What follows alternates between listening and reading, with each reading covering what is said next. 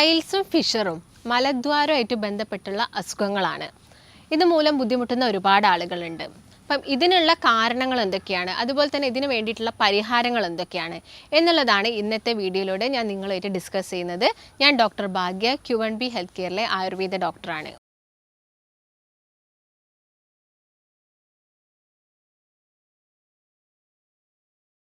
പൈൽസും ഫിഷറും ഒക്കെ കാരണം നമുക്ക് ഇഷ്ടപ്പെട്ട ഭക്ഷണങ്ങളൊക്കെ ഒഴിവാക്കാറുണ്ട്.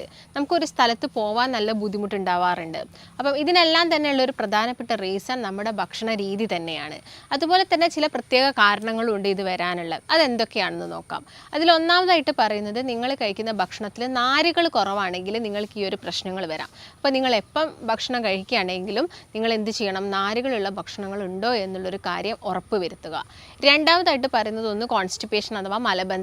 ഈ ഒരു മലബന്ധം വരാനുള്ളൊരു മെയിൻ റീസൺ നിങ്ങളുടെ ശരീരത്തിൽ അഡ്വക്കേറ്റ് അഥവാ നിങ്ങളുടെ ശരീരത്തിന് വേണ്ടത്ര വെള്ളമില്ല, അതായത് ഹൈഡ്രേഷൻ ഇല്ല. അല്ലെങ്കിൽ നിങ്ങൾ കഴിക്കുന്ന ഭക്ഷണത്തിൽ ഞാൻ നേരത്തെ പറഞ്ഞ പോലെ തന്നെ നാരുകളുടെ അളവ് എത്രയോ കുറവാണ്. നിങ്ങൾ കൂടുതലായിട്ടും നോൺ വെജ് ഐറ്റംസ് ആണ് കഴിക്കുന്നതെങ്കിൽ നിങ്ങൾക്ക് ഈ ഒരു പൈൽസും ഫിഷറും വരാനുള്ള ചാൻസസ് കൂടുതലാണ്. പിന്നെ മൂന്നാമതായിട്ട് പറയുന്നത് ലോങ് സിറ്റിംഗ് ആണ്. അതായത് നിങ്ങൾ ഒരുപാട് സമയം ഇരുന്ന് ജോലി ചെയ്യുന്ന ആളുകൾ, ആളുകളാണെങ്കിലും നമ്മുടെ മലദ്വാരത്തിന് ചുറ്റുള്ള രക്തക്കൊയിലുകളിലോട്ടൊക്കെ പ്രഷർ വരാം. പ്രഷർ വരുന്നതിൻ്റെ ഭാഗമായിട്ട് അവിടെ ഇൻഫ്ലമേഷനും നീർക്കെട്ടും വരുന്നു. ഇത് നമുക്ക് പൈൽസിലോട്ടും ഫിഷറിലോട്ടും ലീഡ് ചെയ്യുന്നുണ്ട്. അതുകൊണ്ട് ഇത് നിങ്ങൾക്കൊരു കാരണമാണ്. അതുകൊണ്ടാണ് ഈ ബാത്റൂമിൽ ഒരുപാട് സമയം നിങ്ങളോട് ചിലവഴിക്കുന്ന ആളുകൾക്ക് ഇങ്ങനെയുള്ളൊരു പ്രശ്നം വരും എന്നുള്ളൊരു കാര്യം പറയുന്നത്. അപ്പം അങ്ങനെയുള്ള ശീലങ്ങളൊക്കെ ഉണ്ടെങ്കിൽ അത് മാക്സിമം ഒഴിവാക്കാൻ വേണ്ടിയിട്ട് നോക്കുക. മറ്റൊന്നെന്ന് പറയുന്നത് വെയിറ്റ് കൂടുന്നതാണ്. നിങ്ങളുടെ ശരീരത്തിൽ വെയിറ്റ് കൂടുന്നുണ്ടെങ്കിൽ ഒന്ന് നമ്മുടെ അരക്കെട്ടിലും അതുപോലെ തന്നെ മറ്റൊന്ന് നമ്മുടെ മുട്ടിലുമാണ് കൂടുതലായിട്ടും ബലം പോകുന്നത്. അപ്പം അരക്കെട്ടിൽ ബലം പോകുന്ന സമയത്തും ഇവിടെയുള്ള രക്തക്കൊയിലുകൾക്കൊക്കെ എന്താവും, അത് വീർക്കാനുള്ള കാരണമാവുന്നുണ്ട്. നോർമലി പൈൽസ് എന്ന് വെച്ചാൽ എന്താണ്, ഈ രക്തക്കൊയിലുകൾക്ക് ഉണ്ടാകുന്ന ഒരു വീക്കത്തിനെയാണ് നമ്മൾ പൈൽസ് എന്ന് പറയുന്നത്. ഇത് ഒന്നെങ്കിലും മലാശയത്തിലായിരിക്കും, അല്ലെങ്കിൽ മലദ്വാരത്തിന് ചുറ്റുമുള്ള രക്തക്കൊയിലുകളായിരിക്കും. അപ്പം ഇത് വരാനുള്ളൊരു മെയിൻ റീസൺ ഒന്ന് വെയിറ്റ് കൂടുതലായിട്ട് മാറുന്നതാണ്. മറ്റൊന്നെന്ന് പറയുന്നത്, നിങ്ങൾ കൂടുതലായിട്ടും ഈ ഡ്രിങ്കുകൾ, ഈ ആൽക്കഹോൾ കൂടുതലായിട്ട് കഴിക്കുന്ന ആളുകൾ, അല്ലെങ്കിൽ കൂടുതലായിട്ട് നിങ്ങൾക്ക് സ്മോക്കിംഗ് ചെയ്യുന്നുണ്ടെങ്കിൽ, ഇല്ലെങ്കിൽ ഈ കാർബണേറ്റഡ് ആയിട്ടുള്ള വെള്ളങ്ങൾ നിങ്ങൾ കൂടുതലായിട്ട് കുടിക്കുന്നുണ്ടെങ്കിലും നിങ്ങൾക്ക് ഇങ്ങനെയുള്ള ബുദ്ധിമുട്ട് വരാനുള്ള ചാൻസസ് ഉണ്ട്. അപ്പം ഇതും ഈ പൈൽസും ഫിഷറും ഒക്കെ ഉണ്ടാക്കുന്നുണ്ട്. പിന്നെ ഉള്ള ഒരു റീസൺ എന്ന് പറയുന്നത് പ്രഗ്നൻസിയാണ്. പ്രഗ്നൻസി സമയത്ത് ഹോർമോൺ ചേഞ്ചസിൻ്റെ ഭാഗമായിട്ടും വെയിറ്റ് കൂടുന്നതിൻ്റെ ഭാഗമായിട്ടും സ്ത്രീകളിൽ എന്ത് കാണാം, പൈൽസ് വരാനുള്ള ചാൻസസ് ഉണ്ട്. ഭക്ഷണത്തിൽ ഒരുപാട് കാര്യങ്ങൾ ശ്രദ്ധിക്കണം. ഭക്ഷണത്തിൽ ഈ കുറച്ച് കാര്യങ്ങൾ ചേഞ്ചസ് ഒക്കെ വരുത്തുന്ന സമയത്ത് തന്നെ ഇത് നമുക്ക് കംപ്ലീറ്റ് ആയിട്ട് ക്ലിയർ ചെയ്യാൻ വേണ്ടിയിട്ട് സാധിക്കും.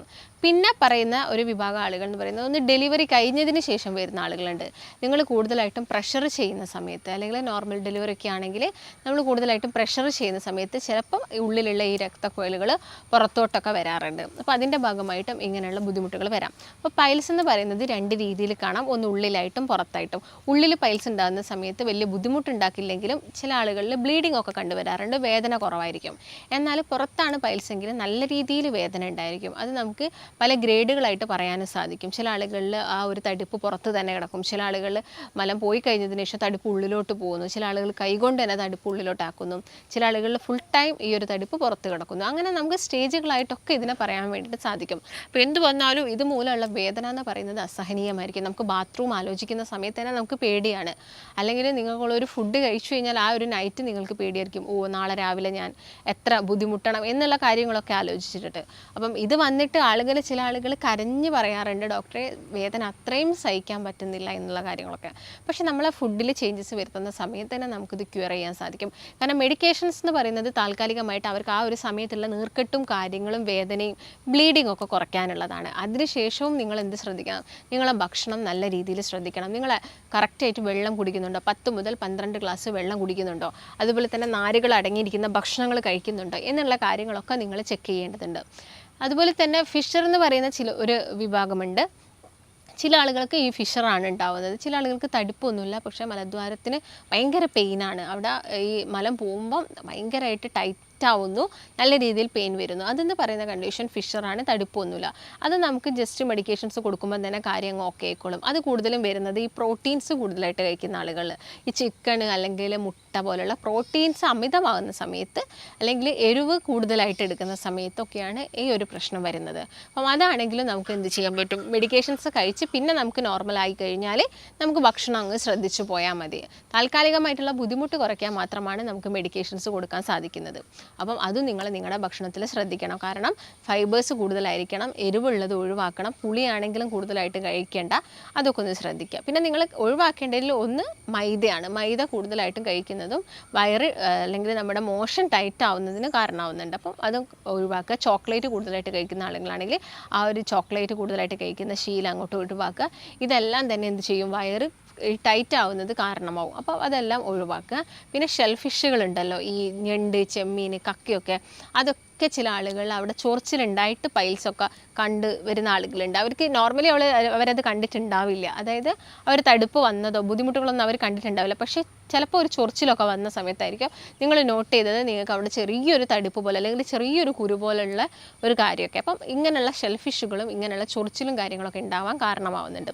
അപ്പോൾ അതൊക്കെ നിങ്ങൾ ശ്രദ്ധിക്കുക. ഇനി നിങ്ങൾ കഴിക്കേണ്ട ഭക്ഷണങ്ങൾ എന്തൊക്കെയാണ് ഞാൻ ഓൾറെഡി പറഞ്ഞു കഴിഞ്ഞു. നാരുകളാണ് കൂടുതൽ എത്തേണ്ടത്. അപ്പം നാരുകളുള്ള പഴങ്ങളാണെങ്കിലും പച്ചക്കറികളാണെങ്കിലും ആപ്പിളിലായിക്കോട്ടെ, മുന്തിരിയിലായിക്കോട്ടെ കൂടുതലായിട്ട് നാരുണ്ട്. ഓറഞ്ചിൽ കൂടുതൽ നാരുണ്ട്. പേരക്ക നന്നായിട്ട് ഹെൽപ്പ് ചെയ്യും വയറ് ലൂസാക്കാൻ വേണ്ടി. അപ്പോൾ പേരക്കയൊക്കെ കഴിക്കുക. അതുപോലെ തന്നെ നിങ്ങൾക്ക് മാമ്പഴം കിട്ടുന്നുണ്ടെങ്കിൽ മാമ്പഴം കഴിക്കുക. അതെല്ലാം തന്നെ കുറച്ചും കൂടി വയറ് ക്ലിയർ ആക്കുന്നത് നമുക്ക് എല്ലാവർക്കും അറിയുന്ന കാര്യമാണ്. സാധാ നിങ്ങൾ പഴം കഴിക്കുന്നുണ്ടെങ്കിലും, സാധാ പഴം നിങ്ങൾ കഴിക്കുന്ന ഈ പാളയം ഗോഡൻ അല്ലെങ്കിൽ മൈസൂർ പഴം എന്നൊക്കെ പറയും, അത് കഴിക്കുന്നുണ്ടെങ്കിലും നമുക്ക് വയറ്റിന് കുറച്ച് ഈസി ആയിട്ട് തന്നെ പോകും. പക്ഷേ ചില ആളുകളിൽ ഈ പഴം കഴിക്കുമ്പം ഇത് ചെറിയ ചെറിയ ഒരു ഇൻഫ്ലമേഷൻ നമ്മളെ കുടലിലൊക്കെ ഉണ്ടാക്കും. അത് ചില ആളുകൾ IBS പോലുള്ള പ്രശ്നങ്ങൾ ഉണ്ടാക്കും. അപ്പോൾ അതൊന്ന് ശ്രദ്ധിച്ചിട്ട് വേണം നിങ്ങൾ ആ ഒരു പഴം കഴിക്കാൻ വേണ്ടിയിട്ട്. പിന്നെ പച്ചക്കറികൾ കഴിക്കുക. ഗ്രീൻ നിറത്തിലുള്ള പച്ച നിറത്തിലുള്ള പച്ചക്കറികൾ കഴിക്കുക. അത് നീർക്കെട്ട് കുറയ്ക്കാൻ വേണ്ടിയിട്ട് സഹായിക്കുന്നു. ഈ തടുപ്പും കാര്യങ്ങളൊക്കെ കുറയ്ക്കാൻ വേണ്ടിയിട്ട് ഹെൽപ്പ് ചെയ്യുന്നു. അത് ഈ ബ്രൊക്കോളി, ക്യാബേജ്, കോളിഫ്ലവർ ഒക്കെ ഉണ്ടല്ലോ, അതിലാണെങ്കിലും നാരുകളാണെങ്കിലും കൂടുതലാണ്. അത് നിങ്ങൾ മാക്സിമം എടുക്കാം. പിന്നെ നിങ്ങൾക്ക് പ്രോബയോട്ടിക്സ്, തൈരോ മോരോ നിങ്ങൾ കഴിക്കാം. മോരിൽ നിങ്ങൾ കുറച്ച് മഞ്ഞൾപ്പൊടി ഇട്ട് കഴിക്കുകയാണെങ്കിൽ ആ നീർക്കെട്ട് കുറയ്ക്കാനും അത് ഹെൽപ്പ് ചെയ്യുന്നുണ്ട്. പിന്നെ ചേനയൊക്കെ നിങ്ങൾക്കറിയാമല്ലോ, ചേനയൊക്കെ കുറച്ചും കൂടി നമ്മുടെ ഈ ഒരു പൈൽസ് അസുഖത്തിന് തന്നെ ഒരു ബെസ്റ്റ് ആയിട്ടുള്ള റെമഡിയാണ് ചേന എന്ന് പറയുന്നത്. അതും നിങ്ങളുടെ ഡയറ്റിൽ നിങ്ങൾ മാക്സിമം ഇൻക്ലൂഡ് ചെയ്യുക. അപ്പോൾ മെയിനായിട്ട് ഇതാണ് ഒഴിവാക്കേണ്ടതിൽ. മല്ലിയും മുളകും നിങ്ങൾ പ്രത്യേകം ശ്രദ്ധിക്കണം. അതും പരമാവധി നിങ്ങൾ നിങ്ങളുടെ ഭക്ഷണത്തിൽ നിന്നും ഒഴിവാക്കേണ്ടതുണ്ട്. പിന്നെ ഈ പൊരിച്ച് കരിച്ച് കഴിക്കുന്ന അൽഫാം പോലെയുള്ള ഭക്ഷണ വസ്തുക്കൾ നിങ്ങൾ മാക്സിമം ഒഴിവാക്കണം. ഇത് ഇടയ്ക്കിടയ്ക്ക് വരുന്ന ആളുകൾ നിങ്ങൾ കൊതി കൊണ്ട് അത് കഴിച്ചു കഴിഞ്ഞാൽ നിങ്ങൾക്ക് ആ ഒരു കണ്ടീഷൻ വഷളാവും. നല്ല രീതിയിൽ ബ്ലീഡിംഗ് ഒക്കെ വന്നു കഴിഞ്ഞാൽ നമുക്ക് പിന്നീട് സൈഡ് എഫക്റ്റ് പോലെ ബ്ലഡ് ലോസും കാര്യങ്ങളും അനീമികയൊക്കെ വരാനുള്ള ചാൻസസ് ഉണ്ട്. അന്നപ്പോൾ എന്ത് ചെയ്യണം, നിങ്ങൾ കുറച്ച് കാലത്തേക്കെങ്കിലും ഭക്ഷണമൊക്കെ നന്നായിട്ട് ശ്രദ്ധിക്കണം. അത് മെഡിക്കേഷൻസ് കഴിക്കുന്ന സമയത്ത് ചിലപ്പോൾ നിങ്ങൾക്ക് കുറവുണ്ടായിരിക്കും. അത് കരുതി നിങ്ങൾ ഭക്ഷണമൊക്കെ കഴിക്കുമ്പോൾ ശ്രദ്ധിക്കേണ്ടതുണ്ട്. അല്ലെങ്കിൽ നിങ്ങളൊരു ഇപ്പോൾ കറി വെച്ച് ചിക്കൻ ഒരു പീസ് കഴിച്ചാൽ നന്നായിട്ട് സാലഡ്സ് കഴിക്കുക. ഉള്ളി, കുക്കുംബറൊക്കെ നന്നായിട്ട് കഴിക്കുക. അതിൻ്റെ കൂടെ തന്നെ നന്നായിട്ട് വെള്ളം കുടിക്കുക. അങ്ങനെയാകുന്ന സമയത്ത് വലിയ ബുദ്ധിമുട്ടുകൾ ഉണ്ടാക്കില്ല. ആ കാര്യങ്ങളൊക്കെയാണ് മെയിനായിട്ട് ശ്രദ്ധിക്കേണ്ടത്. ഇപ്പം ആയുർവേദത്തിൻ്റെ കേസ് നോക്കുകയാണെങ്കിൽ നമുക്ക് ഈ പൈൽസ് ആണെങ്കിലും ഫിഷറാണെങ്കിലും ഒക്കെ നമുക്ക് ഒരുപാട് മെഡിക്കേഷൻസ് ഒക്കെ അവൈലബിൾ ആണ്. നമുക്ക് വലിയ രീതിയിലുള്ള സൈഡ് എഫക്ട്സും കാര്യങ്ങളും ഒന്നും ഉണ്ടാക്കില്ല. ഈ പറയുന്ന ഭക്ഷണങ്ങളും ഈ പറയുന്ന ഡയറ്റും ഒക്കെ ശ്രദ്ധിക്കുക. പിന്നെ സ്വിറ്റ്സ് ബാത്ത് എല്ലാവർക്കും അറിയാം. നിങ്ങൾ കുറച്ച് വെള്ളത്തിൻ്റെ അകത്ത് ഉപ്പിട്ടിട്ട് ഇരിക്കുകയാണെങ്കിൽ ആ ഭാഗത്തുള്ള നീർക്കെട്ട് കുറയ്ക്കാൻ വേണ്ടിയിട്ട് അത് സഹായിക്കുന്നു. ഇല്ലെങ്കിൽ ഒരു കഷ്ണം ഐസ് നിങ്ങൾക്കൊരു തുണിയിൽ കവർ ചെയ്തിട്ട് പുകച്ചിലുണ്ടെങ്കിൽ അവിടെ വെച്ച് കൊടുക്കാം. അലോവേര ഫ്രഷ് ആയിട്ടുള്ള നമ്മുടെ വീട്ടിലൊക്കെ കിട്ടുന്ന അലോവേര ഉണ്ടെങ്കിൽ അതിൻ്റെ പൾപ്പ് എടുത്തിട്ട് നിങ്ങൾക്കൊരു തുണിയിൽ വെച്ചിട്ട് ആ ഒരു ഏരിയയിൽ വെച്ച് കൊടുക്കുന്നതൊക്കെ എന്ത് ചെയ്യാം, ആ സ്ഥലത്തുള്ള ബേണിംഗ് സെൻസേഷൻ കുറയ്ക്കാൻ വേണ്ടിയിട്ട് സഹായിക്കുന്നുണ്ട്. അപ്പോൾ ഇതൊക്കെ തന്നെ നിങ്ങൾ മെയിനായിട്ടോ നിങ്ങളുടെ ഭക്ഷണത്തിൽ ഇൻക്ലൂഡ് ചെയ്യുക. പയറും പരിപ്പ് വർഗ്ഗങ്ങളൊക്കെ നന്നായിട്ട് കഴിക്കുക. അതെല്ലാം തന്നെ നമ്മുടെ മോഷനൊക്കെ കുറച്ചും കൂടി ഈസിയാക്കും.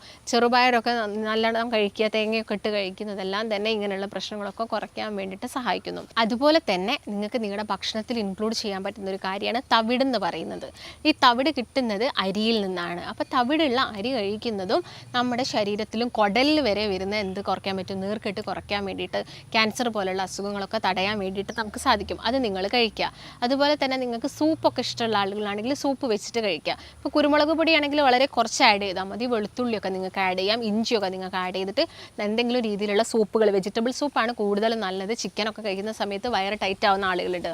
മുട്ട കഴിക്കുന്ന കഴിക്കുന്ന സമയത്ത് മലബന്ധം വരുന്ന ആളുകളാണെങ്കിൽ മുട്ട ഒഴിവാക്കുക. ചിക്കൻ കഴിക്കുന്ന സമയത്ത് വരുന്ന ആളുകളാണെങ്കിൽ അത് ഒഴിവാക്കേണ്ടത് നല്ലതാണ്. ചില ആളുകൾക്ക് നേന്ത്രപ്പഴം കഴിച്ചു കഴിഞ്ഞാൽ വരാറുണ്ട്. അപ്പോൾ നേന്ത്രപ്പഴം കഴിക്കുന്ന സമയത്ത് എന്ത് ചെയ്യുക, ജസ്റ്റ് നിങ്ങളൊന്ന് പുഴുങ്ങിയിട്ട് നിങ്ങൾക്കൊന്ന് ജസ്റ്റ് ഗീയിലൊക്കെ ഒന്ന് ടോസ്റ്റ് ചെയ്ത് എടുക്കാം. അങ്ങനെയാകുന്ന സമയത്ത് വലിയ രീതിയിലുള്ള മലം ടൈറ്റ് ആവില്ല. അതൊക്കെ ഒന്ന് ശ്രദ്ധിക്കുക. പിന്നെ എല്ലാ ദിവസവും നിങ്ങളുടെ ചോറിലും ഭക്ഷണത്തിലൊക്കെ എന്ത് ചെയ്യുക, 1 ടീസ്പൂൺ നെയ്യെങ്കിലും ആഡ് ചെയ്യുക. 1 ടീസ്പൂൺ നെയ്യ് കഴിക്കുന്നത് വളരെ നല്ലതാണ്. എല്ലാ ദിവസവും നെയ്യ് ചൂടാക്കാതെ തന്നെ ജസ്റ്റ് നിങ്ങളുടെ ചോറിൽ നിങ്ങൾക്ക് ആഡ് ചെയ്ത് കഴിക്കുന്നതൊക്കെ വയർ ഈസി ആക്കാനും നമുക്ക് മറ്റുള്ള ആരോഗ്യ പ്രശ്നങ്ങൾ കുറയ്ക്കാനും HDL കൊളസ്ട്രോൾ കൂട്ടാനൊക്കെ ഹെൽപ്പ് ചെയ്യും. അതൊക്കെ നിങ്ങളൊന്ന് ജസ്റ്റ് ട്രൈ ചെയ്ത് നോക്കുക. അപ്പോൾ മെയിനായിട്ടും ഫുഡിലൊക്കെ നോക്കേണ്ട കാര്യങ്ങൾ ഇതൊക്കെ തന്നെയാണ്. പിന്നെ ഞാൻ നേരത്തെ പറഞ്ഞ പോലെ ചീരയൊക്കെ കിട്ടുന്നുണ്ടെങ്കിൽ, മുരിങ്ങേൻ്റെ ഇലയൊക്കെ കിട്ടുന്നുണ്ടെങ്കിലൊക്കെ നിങ്ങൾ ഭക്ഷണത്തിൽ മാക്സിമം ഇൻക്ലൂഡ് ചെയ്യുക. ഇതെല്ലാം തന്നെ നമ്മുടെ എന്ത് കുറയ്ക്കും, ശരീരത്തിലുള്ള നീർക്കെട്ട് കുറയ്ക്കും, മലാശയത്തിൽ വരുന്ന നീർക്കെട്ട് കുറയ്ക്കും. മലാശയത്തിൻ്റെ ഉള്ളിലാണ് ഇപ്പോൾ നിങ്ങൾക്ക് പൈൽസ് ഉള്ളതെങ്കിൽ അതിനെ കുറയ്ക്കാനൊക്കെ ഈ പറഞ്ഞ ഭക്ഷണങ്ങളൊക്കെ ഹെൽപ്പ് ചെയ്യും. പക്ഷേ നിങ്ങൾക്ക് ഒരുപാട് കാലമായിട്ടുള്ള ബ്ലീഡിംഗ് ആണ്, വേദനകളൊന്നും ഇല്ലെങ്കിൽ നിങ്ങൾ ശ്രദ്ധിക്കണം. അങ്ങനെയുള്ള ബുദ്ധിമുട്ടൊക്കെ വരികയാണെങ്കിൽ നിങ്ങളൊരു ഡോക്ടറെ സമീപിക്കുക. മറ്റെന്തെങ്കിലും അസുഖമാണോ എന്നുള്ള കാര്യങ്ങളൊക്കെ ഒന്ന് ഉറപ്പ് വരുത്തുക. നിങ്ങൾക്ക് ഒരുപാട് കാലമായിട്ട് ഇങ്ങനെയുള്ള ബുദ്ധിമുട്ടുള്ള ആളുകളൊക്കെ ആണെങ്കിൽ നമുക്ക് എന്ത് ചെയ്യാം, ഇത് മാറ്റിയെടുക്കാൻ വേണ്ടിയിട്ട് സാധിക്കും. ഇപ്പോൾ താഴെ കാണുന്ന നമ്പറിൽ കോൺടാക്ട് ചെയ്യുക. ഡൗട്ട്സും കാര്യങ്ങളൊക്കെ ഉണ്ടെങ്കിലും അതുപോലെ തന്നെ നിങ്ങൾക്ക് കൺസൾട്ടേഷൻ എടുക്കാൻ താല്പര്യം ഉണ്ടെങ്കിലൊക്കെ കോൺടാക്ട് ചെയ്യുക. നമുക്ക് മറ്റൊരു നല്ല ഹെൽത്ത് ടോപ്പിക്കുമായിട്ട് വീണ്ടും കാണാം. നന്ദി.